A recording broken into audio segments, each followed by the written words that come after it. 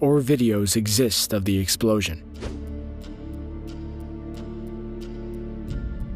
Just when you think we were done with the Soviet Union, the country also takes the third-place spot in a three-way tie. Between August 5th and September 27th, 1962, the USSR conducted a series of nuclear tests, which also took place over Novaya Zemlya. 3 of these tests in particular, which were labeled as 147, 173, and 174, stand out as the 3rd, 4th, and 5th largest detonations in history. Each blast produced roughly 20 megatons of energy. Any of these bombs would have been capable of incinerating everything within 3 square miles of the blast site. While these were the largest blasts performed during this time period, they were far from the only ones. In that time frame, a total of 78 nuclear tests were conducted.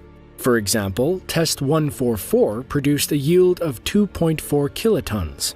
Again, no photos or videos exist of these specific tests.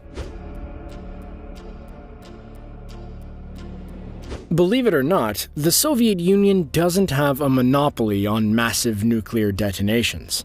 Over the years, the United States continued to test high-yield thermonuclear weapons even after the attacks on Hiroshima and Nagasaki. The largest test ever done by the United States was referred to as Castle Bravo.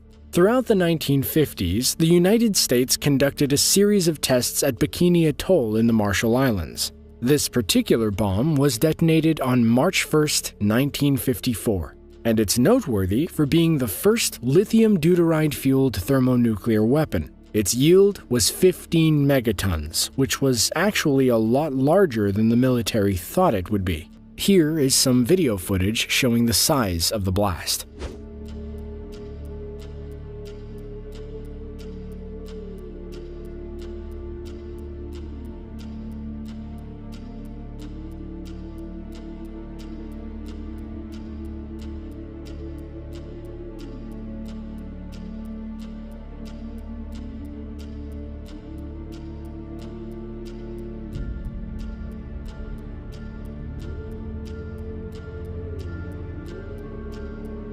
It may have been the largest nuclear test ever done by the United States, but it also changed the way testing needed to be done in the future to reduce the impact on local populations.